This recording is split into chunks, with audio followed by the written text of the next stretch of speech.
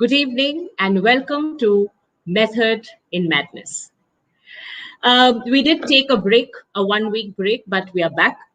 Um, and we are back with a very, very important topic as usual. This is a topic which we have been talking about pretty much in bits and pieces in all our episodes. And it's about arts engagement, engaging with the arts. Today we are on our 46th episode, and for the last 45 episodes, we have been bringing in people from all walks of life with various kind of experiences, and people who have worked with children, have not worked with children, uh, mainly people who have led a conscious life or are trying to make a difference in the world of education and of the arts. Today, to talk about arts engagement and how effectively we can help our children engage with arts and how that helps in developing life skills, we have with us an artist. She is a visual artist and a very famed one. I would like to welcome Ms. Vasundhara Tewari. Vasundhara is a distinguished visual artist based in New Delhi. She is a regular participant at major exhibitions at the Lalit Kala Academy, All Indian Arts and Crafts Society, and Sahitya Kala Parishad, New Delhi, since 1979. Over the decades, she has been awarded several awards and fellowships by the Government of India, including the Lifetime Achievement Award by GR8 in 2005 and by Sahitya Kala Parishad in 2017. Vasundhara has done solo exhibitions, group exhibitions, and has participated in art festivals at major venues across the world. Welcome, Vasundhara. Thank you. Thank you so much for joining us and giving us your valuable time to talk to us.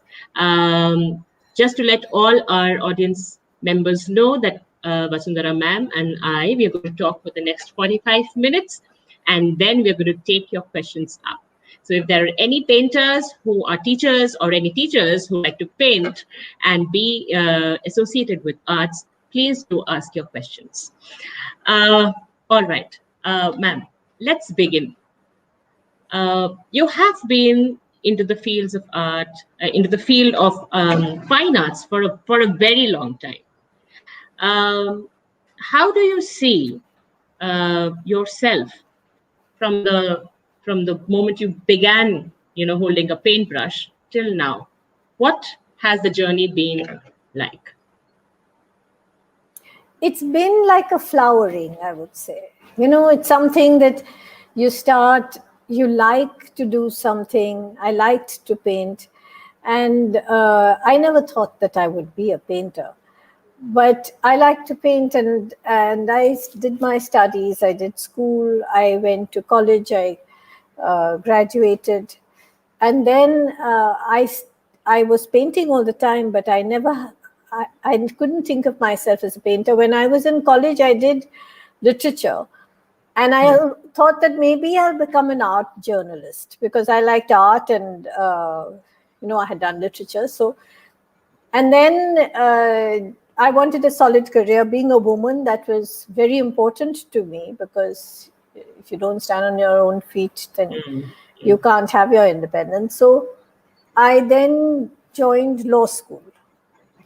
So I did a year of law and law school, and I enjoyed it tremendously. But meanwhile, I was painting also, and I had started exhibiting.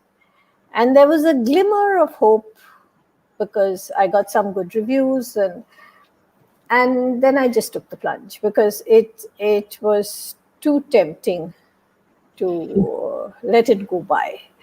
And that's how I became an artist. It's not like, I decided to become an artist and I became an artist. It wasn't like that. And it wasn't, at that time, it was not, it was not considered a profession.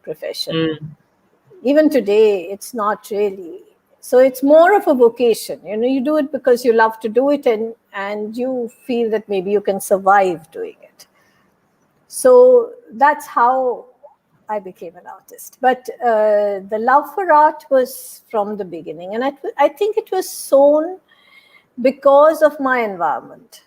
A lot of it, I think, was because I grew up in this environment of music. My mother was a musician, and there was always music around. There was always the sound of the tanpura. There was the the riyaz going on in the background.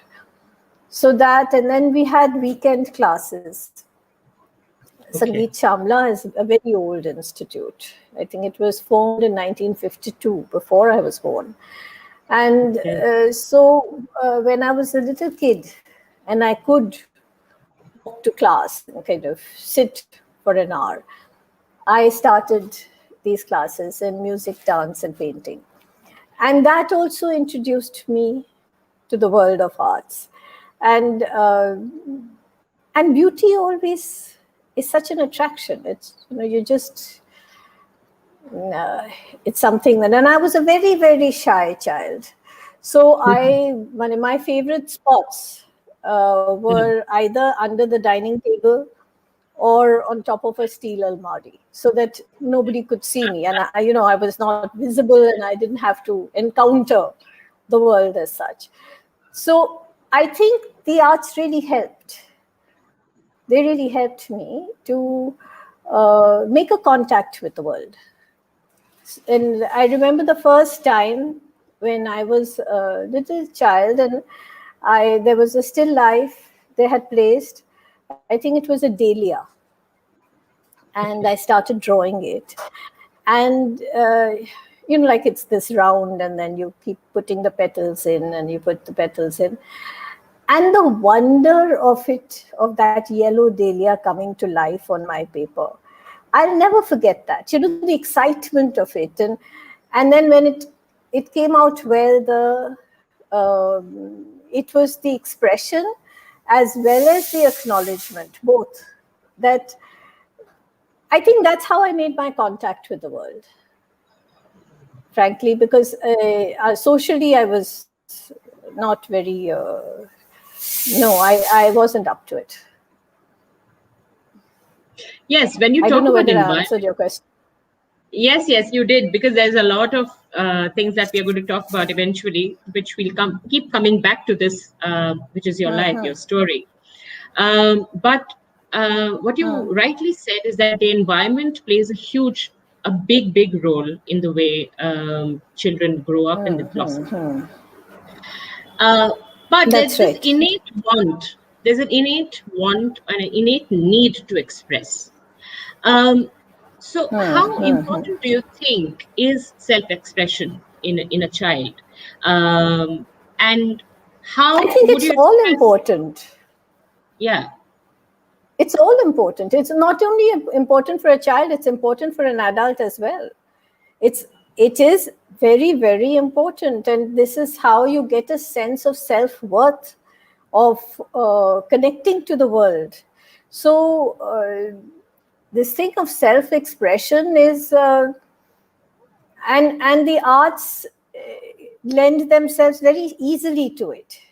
Like Picasso said once, he said, we can all draw the same circle, but nobody's circle is the same. Because between you and the circle comes yourself. That is the expression. It's despite yourself that you make that expression. So the point is not to lose, for me, the point is for children not to lose the joy in creation. Not to be stuck in, am I good enough? Is this okay? Is this, it shouldn't become like a chore. I think that is the most important thing, that we tend to turn everything into something competitive, something, we tend to do that. And that, I think, is what we have to guard against in all the arts. So I think for the teachers, it's important that you guide, but you do not direct. No, you you don't pin it down. There's a child who may be very good at drawing. The other child may be very good at color, another one may be very good at imagination. So each one has to express themselves through that. No, you can't turn an orange into an apple. Yes, you cannot. I think basically that's very important in the arts, and expression is all about that. Yes.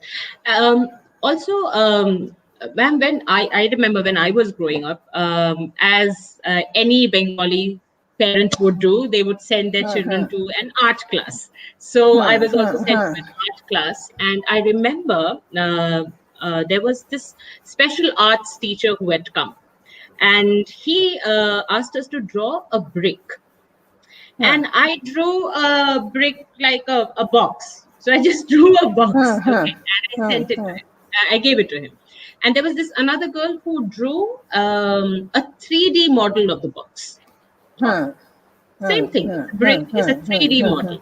We could see through. And then what that sir did is that he took that paper and he showed everybody that this is the right way to draw the brick. Now, that was, I think, the last day I attended my art class. Yeah, but I love painting. I do paint whenever I want to release or I want to express and don't talk, just express. But that day killed my desire to pursue it. Yeah, which is what I tell parents always. When they come, they'll always ask, how's my child doing? And I'd say they're doing fine. Are they liking the class? Yes, they say yes, they're liking the class, but they're not able to draw. They're not able. And I tell them, I said, what your job is? Your job is to just encourage them. Please let them be. If you want to really help, give them lots and lots of material. Give them a whole lot of material. Give them a whole lot of space. Put up a big piece of paper on the wall, protect the floor and all, and let them be. Let them be. And your job is to say, wow, and try and understand what they're doing. Because I think this is what happens is so that when the kids start out, most of the time, when they're 5 and 6, they are very creative. From the time they go, they are very creative, but as it goes on, they kind of start getting stilted. And that is mainly because of expectations and of wanting to measure up.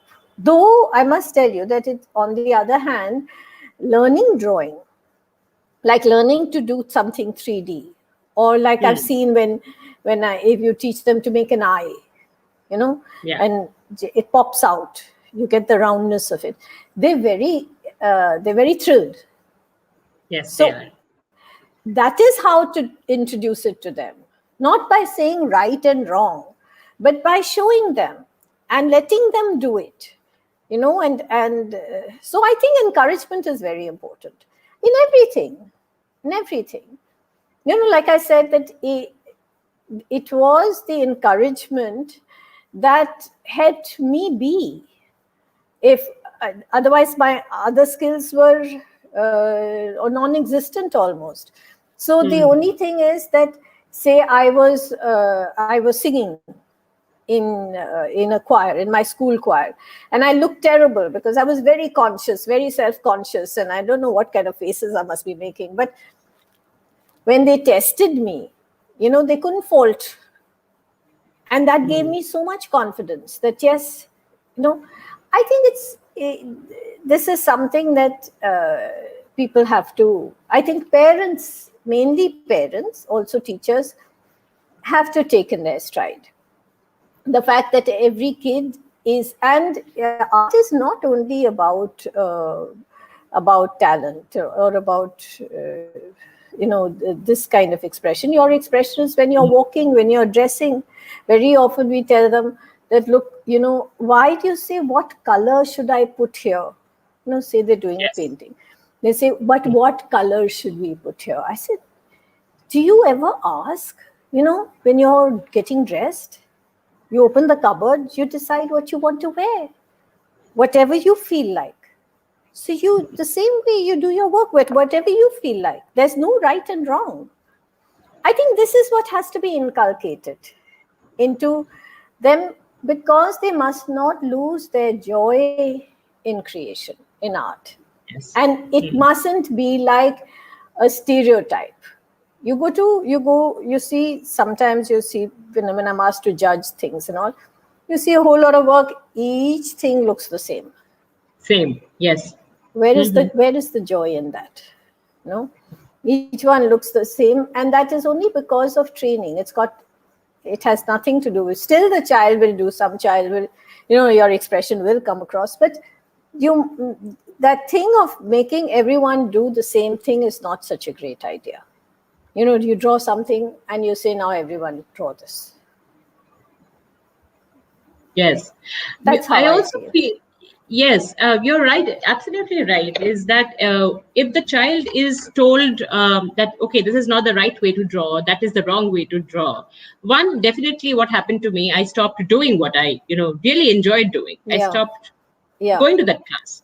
Second, I started copying paintings because I thought maybe that is the thing to do. If I copy, maybe I am close to perfection.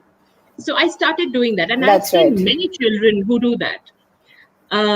What do you think about that? Is copying also Oh, somewhere? Do you see any goodness in that, where we can start with our journey into painting? if it happens on its own, if it Hmm. happens through your being attracted to doing it, there is no Hmm. harm. After all the artists, when they start, if you are taught in the classical style, when you're Hmm. older, you start by copying the masters, right? A Hmm. lot of artists, especially Western art, that is how it started. So I don't think there's anything wrong in it unless you're forced to do it. You want to do something else, and you're made to do this. It has to come from within, and you learn from copying. There's no doubt about that, because there's a lot of drawing, a lot of application. There's a lot of observation that is involved when Hmm. you're copying something or you're working from life. There is a lot of observation involved, and observation is an extremely important part of art. So to that extent, yes, but to the extent of limiting your imagination, no. To the extent of stunting your growth, no. Some being made to do it, no. So, and especially as a child, as a child, I remember that I didn't enjoy my classes in school because they said, ये railway scene बनाओ, ये railway Ah. station बनाओ, bazaar बनाओ, and you make the ballet class. No, it's not easy to make. Hmm. You make a ballerina to make her bending down and tying her shoes. It's all very well to say, but to do it, to actually execute it, you fall flat on your face and then you feel that you can't draw.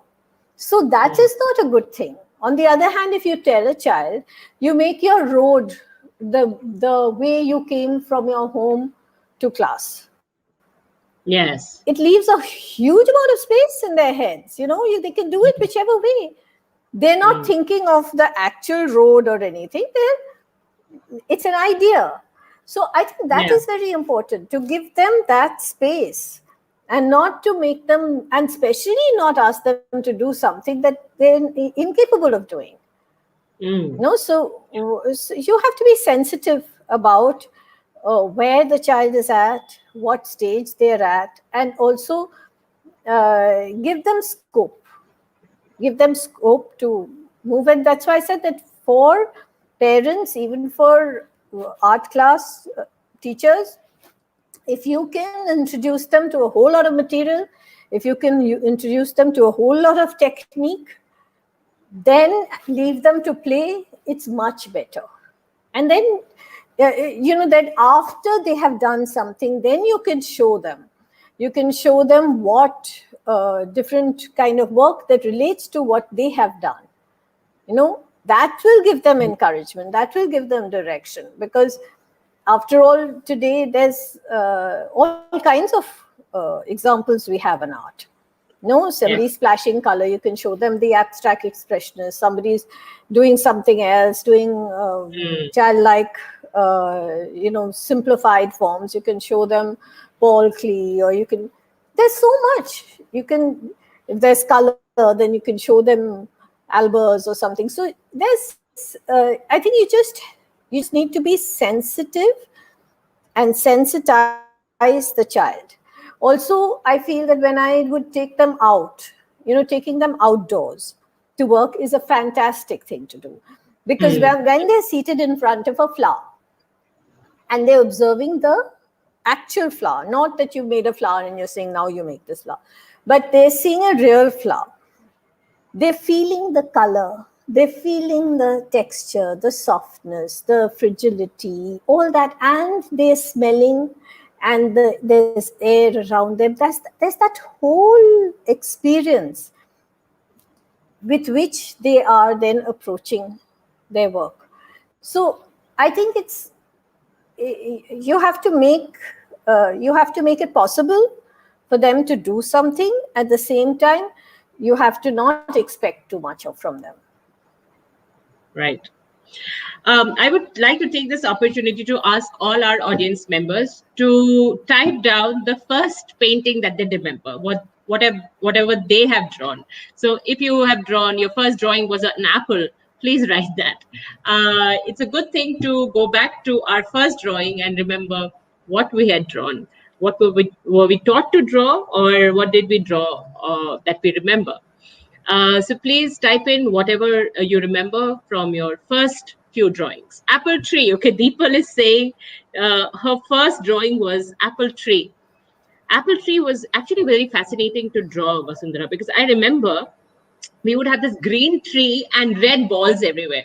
So that was, I think... And that's naturally attractive because you have red and green, which are complementary colors. So the two both set each other off. Even otherwise, today I was watching this. There is the IIC at one place. There is this, in the new cafe they have.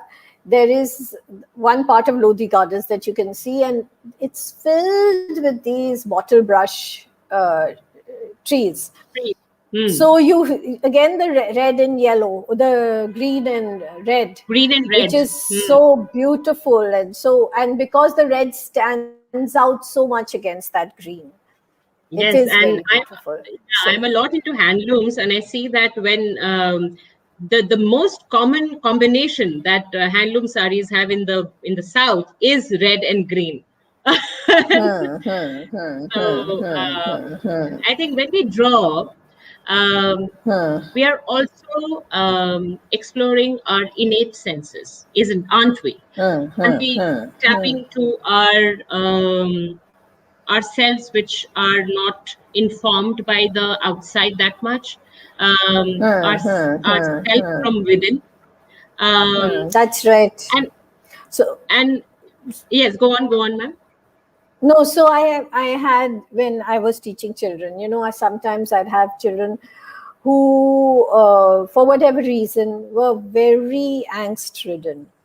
Very. So when they'd come there, they'd start with their work with all the pastels and all. It was very angry, very chaotic, but I let them be. That they needed to express themselves. It was part of their expression. And then as time went on, they kind of settled down a little bit, and they would be very agitated. They'd be disturbing all the other kids. And I remember when we started off in Sangeet Shamla in Delhi, we didn't have money for any furniture. We'd spent all the money on the building, and that was it. So the children used to work on the floor. I had these mats, and they'd sit on the floor and they'd work. And I thought that was quite nice because they were little. And also then the floor is endless like this. It's not like a table. There's nothing restricting you really. So these one or two children, they would be sprawled across the floor, and they'd be furiously working, and they'd be disturbing all the other kids, singing and making noises and all that everybody would say. And then there was some that was so settled, and and they'd say, "Ma'am, this one's making such a noise," and all. And I'd say, "Let him be. You do your own thing. Let him be." And I think that was very important for the child. It was very important for the child to be able to do that and to be able to work it out of his system. Then gradually they kind of got more settled. Then their behavior also became more organized, less chaotic, less disturbing. So, but that is because from inside they felt like that. It has to come from within. You see, all the time, if you're imposing things from outside, then it only represses. So you're right in the sense that it's not just depicting things outside, it comes from within, what you're feeling. And then to express that is very, very important. Not everybody will want to make a tree with apples. Some will just scribble, they'll just kind of, and then some will make lines, and then lines themselves can be very beautiful. Just random lines, the way the line goes, that itself can be so beautiful. So there's different kinds of lines, there's different kinds of expression in the very basic way that you make art, and you have to let it be. And people, we're all changing all the time. Never mind how old we are. We Absolutely. are changing. And yes, that will reflect in what you're doing. That reflects in how you stand, that it reflects in how you speak and how you think, everything. So I think art is very connected with life. It's not just about singing and dancing and stuff, that's there, but it is also every part of how you feel, how you think, how you experience life has to do with art. If you look at the various life skills that children nowadays, there are things called as 21st century life skills, and then there is essential life skills, soft skills, hard skills. There's so much of skill work happening all over. What are those? I mean, for you as an artist, when you are engaged with maybe visual arts or dancing or singing, what skills do you see yourself developing, or what skills do you think a child can develop as she engages with art, with the arts? I think it's to do with at a later stage, it's to do with forming a kind of understanding or a viewpoint of the world, and being able to express it in a unique way, in your own voice. So whether you're painting or you're singing or whatever you're doing, that is your contribution to that whole structure. Your own voice that kind of expresses something that is felt by other human beings as well. Of course, it has to be felt by you, but it's something shared. It's a shared experience. I think that is how art is built also over centuries, over time. That is how culture is built, that each one contributes and takes the thing forward a little bit, So for me, that is what it is. That for me, that is the skill. I think that is the biggest skill which surpasses any age, any century, to get a point of view of your own. Yeah. And a voice. And a voice. And a voice. Definitely a voice. Yeah. Because once you have these two intact, you are confident and you know your mind. And you also are able to understand and empathize with others. So I think And also you change, you contribute to the larger thing, which is Yeah. beyond all of us, which will remain, the culture remains. So if you can contribute a little facet to it, a little, I think that is the biggest thing. Yeah, That is the there are biggest lots. thing. Yeah, there are lots of all our viewers are adults. As a practitioner, can you suggest something that all of us today can try after this conversation uh, to connect with ourselves? Is there anything that you could um, kind of give us an idea about? Maybe a medium that we can use so that. Well, the Uh, easiest medium to use is watercolor, mm, because it flows. And then you can kind of keep dropping color and letting it move on its own, and then kind of finding forms in it, finding things in it. So you come up with your imagination moves. It's like finding forms in the clouds. We do it all the time. You look up to the sky and you see these clouds, and you say, oh, see there, I can see this, I can see that. So I think you can do that on paper. That's the easiest mm, thing. It doesn't require much drawing or anything, and the forms that you come out with will not be ordinary drawings. They will naturally have a different kind of twist to it. So you won't be bound by having to make a bull look like a bull, or mm. True. making something. You won't be bound by that. So it won't kind of, your lack of drawing won't really hinder you, and you can enjoy the flow of paint, and this thing of thick and thin, transparency and opaque, things like that, which are very enjoyable, and a very intrinsic part of painting. Mm, true. Uh, Vasundhara, what do you have to say to people? And nowadays, I see a lot of children, young children, say this: "I can't sing, I can't dance, I can't paint," and then they don't even take, you know, give themselves a chance. There are lots of parents and teachers who are watching us who also, face the same answers.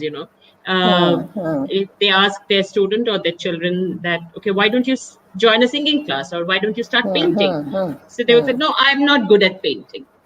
I can't paint. I'm not good at art. So What? maybe they can start Yeah. with an exercise. Hmm. Start with an exercise. Instead of telling them you make this painting or that painting, or them an exercise. Say, just making something, say with short lines, you know, in a grid. Hmm. So that's very easy. That's not much really.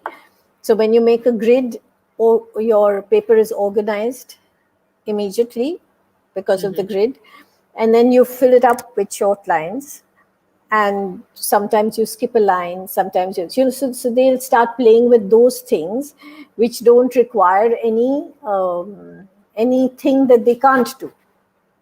Like there's no drawing involved. There's only making short strokes, and you can give them, you can even give them different colors, and they can do it in different colors, and then you can tell them that somewhere you can leave it blank, somewhere you can, they get involved in that. And don't do it like an art class, do it like an exercise. Hmm. You can lure them in.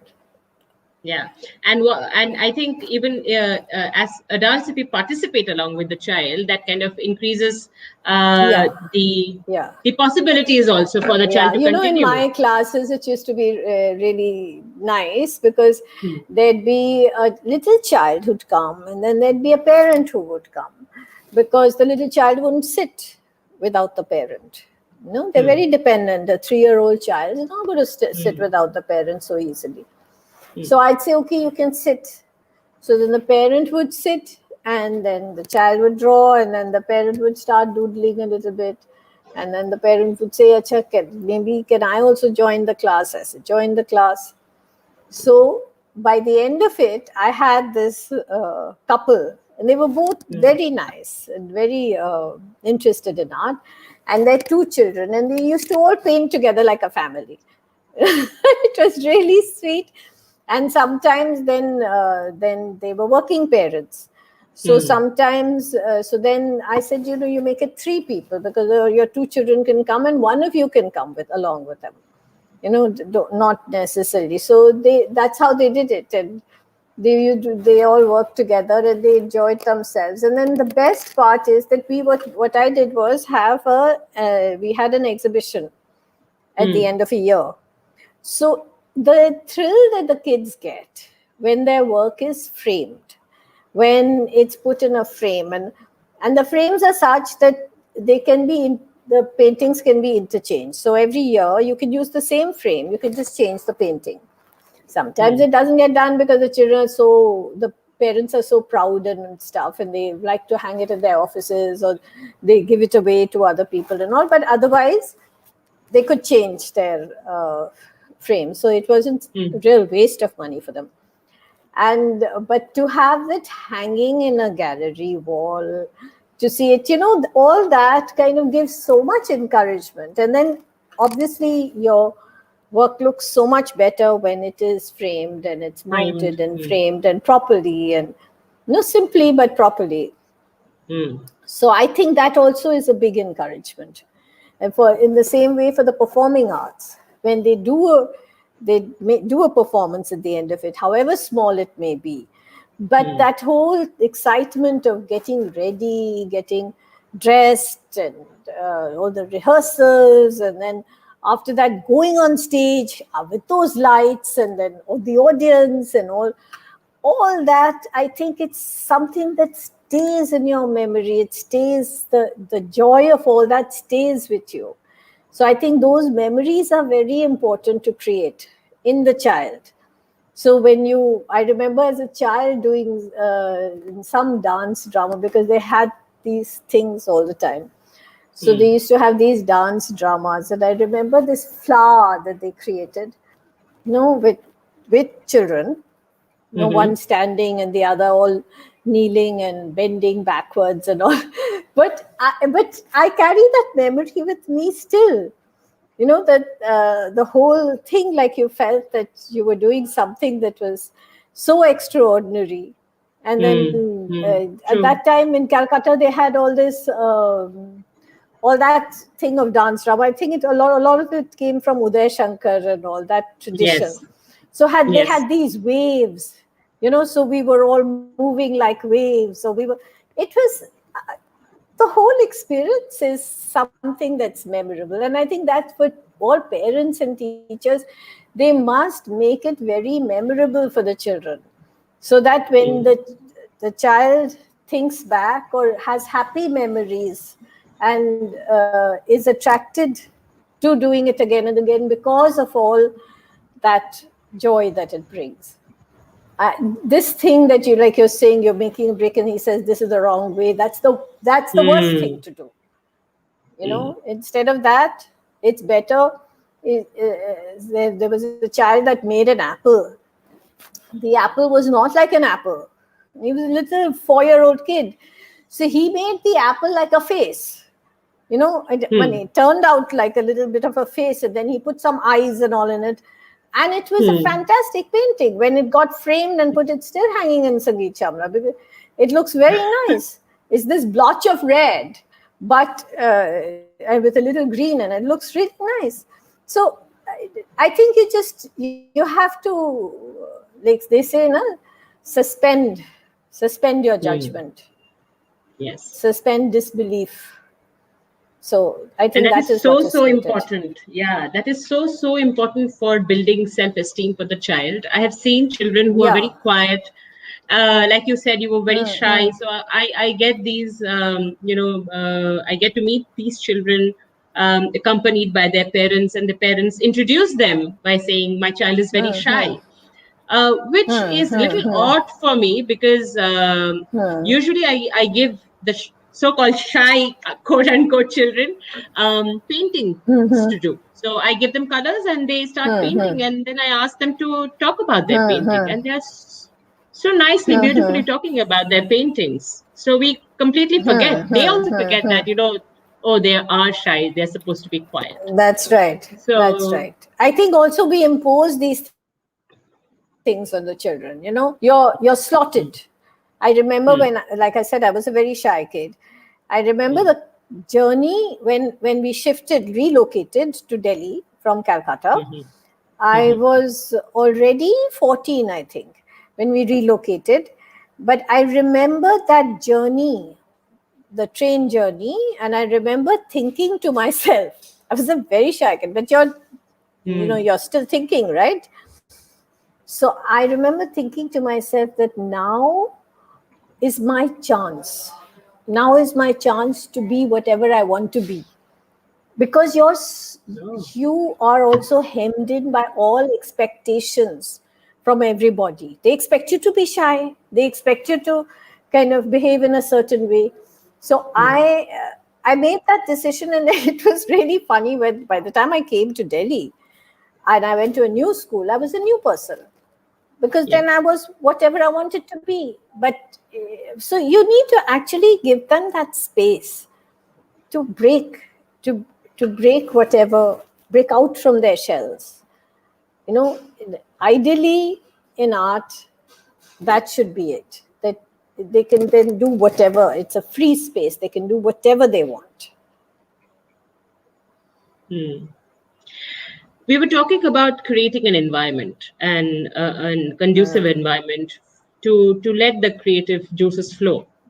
What can you suggest the parents could do to create that kind of environment? Can they bring in a habit in their weekly affairs or daily affairs? What is it that you can suggest a regular parent to do so that? I think just do it with the kid.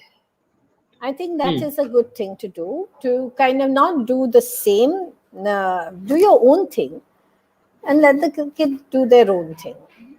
No, give them the opportunity. At least in painting, it's very easy. You give them all the material, then give them the space and all.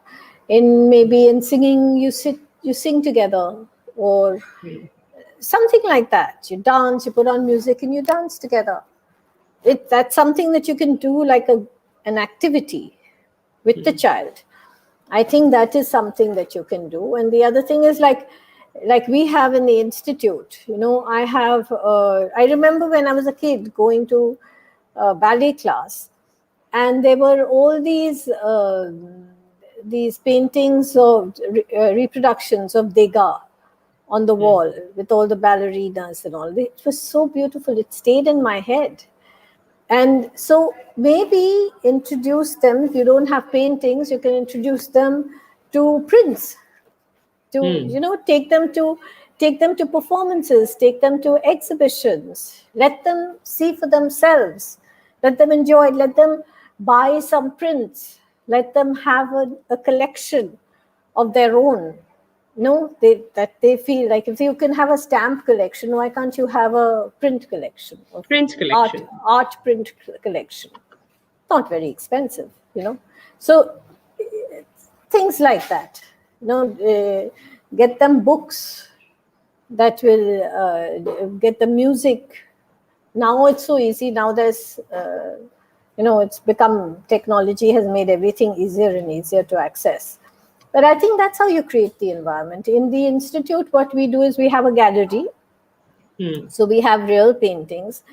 And it's really nice, because sometimes we collaborate. Say we collaborated with Vadera Gallery. So we had an exhibition of masters. So you had Krishan Khanna, Raza, Hussain, all their works exhibited. So the little kids going to the dance class, they go by the gallery also. So it's really sweet. You have this little kid standing next to a Raza and looking at it.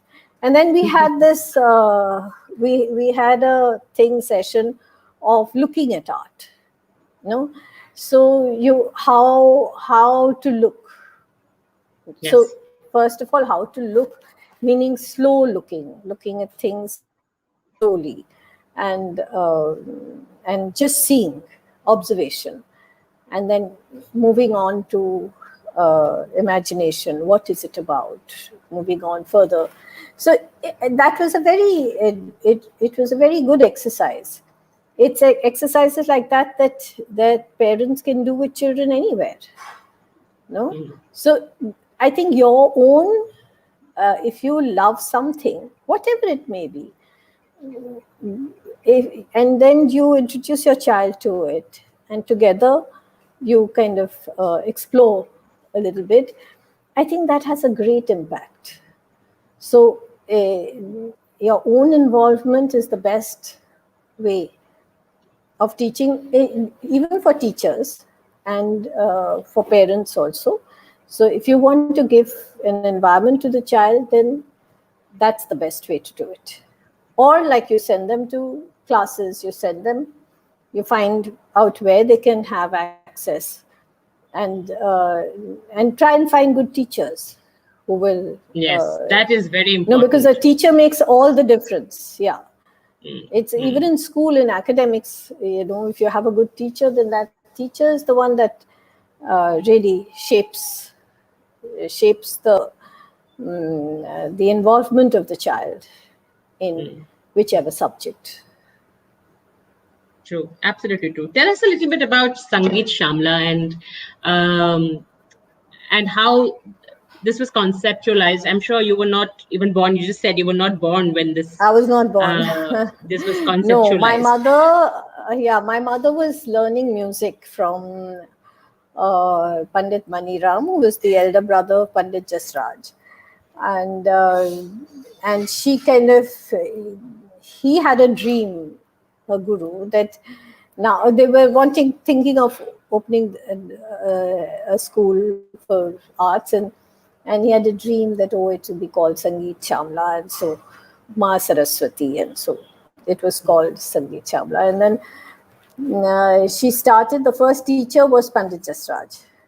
So they started off very well. Of course, he was a young boy who just started singing after being a tabla player. So he was there, and there were other teachers, different teachers, and they just started it in an institute, a school that already existed. So after school hours, they would have classes, and then later in a college the same way. So it started, and there was a lot of Hindi speaking crowd. That those Marwadi children and all who then enrolled, and their parents had no interest, no knowledge, no exposure to the arts.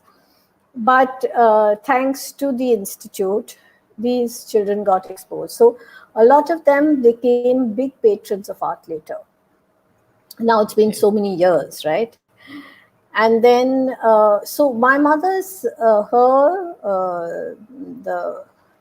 principle that she worked around was that not everybody becomes an artist, but inculcating the love for the arts is very important for the quality of the child's life. All their lives are enriched. It is not about a profession. It's not about just a skill. It's about an ability to enjoy aesthetics and to spread beauty in the world. So that is the principle that we are working with today as well. This thing of just bringing in the joy of art and spreading it. So that's what Sangeet Shamla is about. Now, of course, we have a building, and we have studio spaces. We have, like I said, we have this gallery. So the exposure that the children have is much more, and a lot more is possible. When we started out in Delhi, we were functioning from our home. So I would teach art in my bedroom.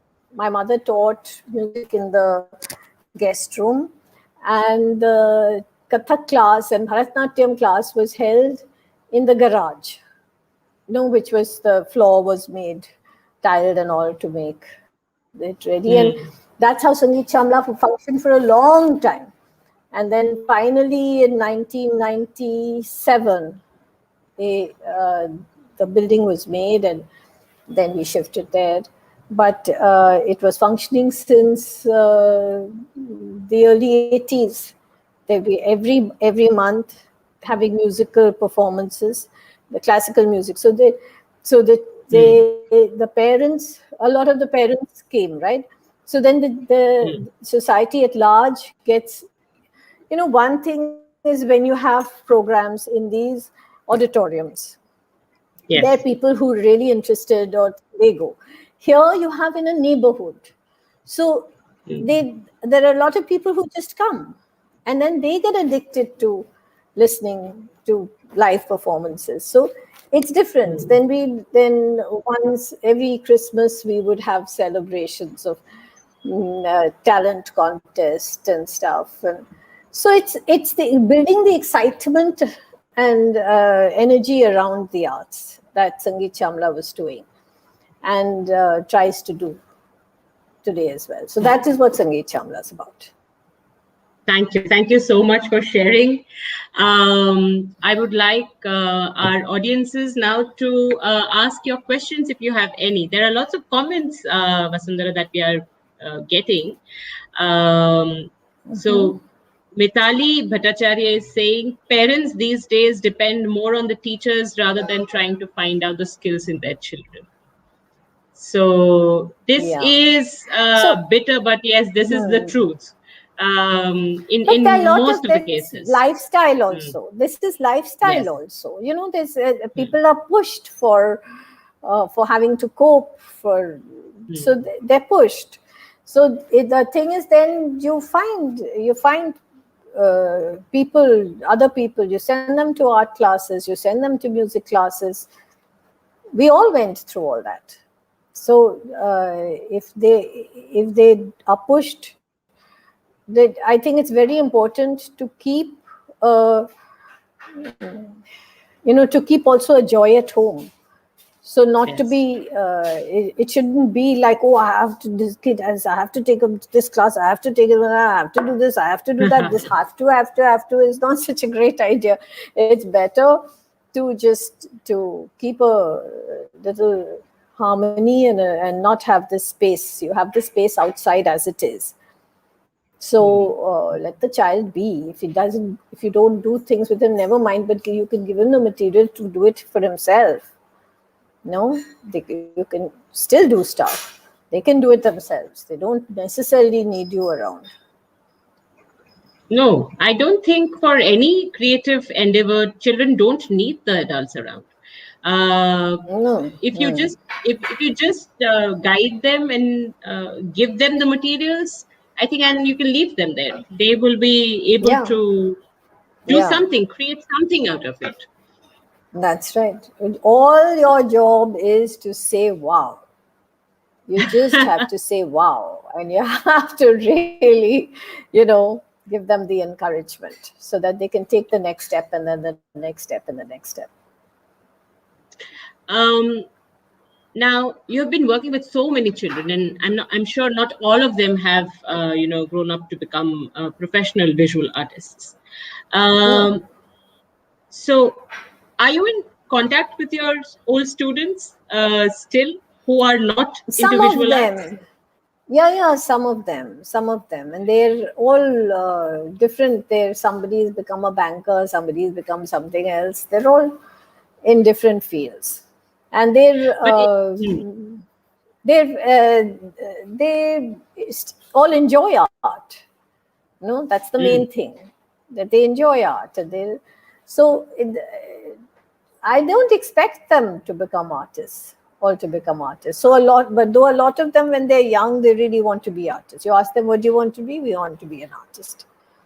I remember a little kid coming to my class and telling me, ma'am, I dream of painting. I dream of coming and doing it. It's so cute. It's so cute. So a lot of them, and then some of them went on to go to art college, and then mm, mm. so But what is depends. this? Yeah, but what do you see a difference in children who have taken arts, as a hobby, maybe, or maybe as a routine when they were growing up? Do you see that children who had arts, for some time in their life when they were growing up, different from those who never had any kind of exposure to the arts as a whole? I think I can't, I don't really know so much, but Mm. from whatever, like my daughter went to college, and she was saying that she said that they people who have not been exposed so much, there's a art is something you can fall back on. That the love for arts is something that forms like a base for you to enjoy, for you to live your life. So a lot of times maybe you can go wrong because of a lack of that. So Mm. like I said, it's not only about painting and this thing, it's also about enjoying nature, it's about aesthetics, having a love for Yes. aesthetics. I think that is very important. So I think without that, you're more vulnerable to violence, you're more vulnerable to ugly stuff, you know Mm. if you're so my mother used to say that time when television and all had come, she says that this weans you away from all that, being totally absorbed in and now of course the electronic media is so much more, but it kind of makes it more real, your enjoyment of the real world more, a little more real. Otherwise you're always in a watching movies and stuff, so it kind of Mm. takes, you enjoy something different Yes, and and also you physical, stay in and touch. you enjoy Yeah, beauty. and you're also in touch with your own self, because when we are watching a movie, or when we are, just binge watching Netflix nowadays, everybody is just binge watching. Your senses become numb, and then you That's are right. doing several other programs to empower yourself. I mean, this is something that you That's right. already have. That's I there. know. I know for I know for sure for some students and all, from even from my own experience, that when you're painting, then after about say, like you say, you become numbner. After about Mm. a few hours, you go out, the visual enjoyment goes up by leaps and bounds. Mm. The light against dark, you see so much more, and just the enjoyment of it, that the colors are brighter somehow, everything is like uh, has a life of its own, is vibrant.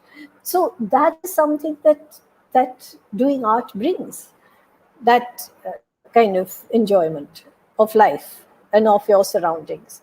That is what I feel. So that's how it kind of it changes, and it makes a difference in the quality of your life. Absolutely. We'll just end our session with Madhura's comment. She's asked a question, but it's actually a comment. Madhura is saying, why all things should be taught? Kids can learn by the help of their senses, especially arts. That's Um, true. I think That's this is true. a big question, and all of us should think about this. Not everything needs to be taught, unless it's a machine that needs to be, operated, and you don't want to go but wrong there. but but but even if you're not taught, you are teaching yourself. Yes. No, so you are learning. The process of learning happens anyways. You don't need to be taught by somebody else. You can teach yourself. But that process of learning from each other, from your surroundings, from that happens. That is very important. All right. Thank you so much, Vasundhara, ma'am, for doing this session with us. Thank It you, was lovely. Vaishali. Thank you. It was lovely to listen to your stories. And when you hear people with this kind of an experience, a massive experience in the fields of not just arts, but also working with children. It kind of reassures our faith in the arts. It reassures that, yes, we are on the right path.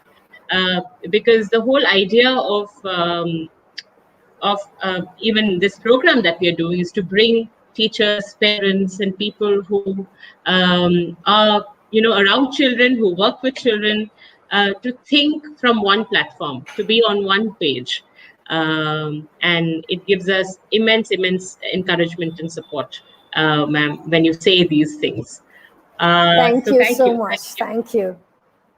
Thank you, Thank everybody, for joining us. Please do join us next week. We're going to talk about music. And good night to everybody. Thank you again. See you next week. Bye-bye.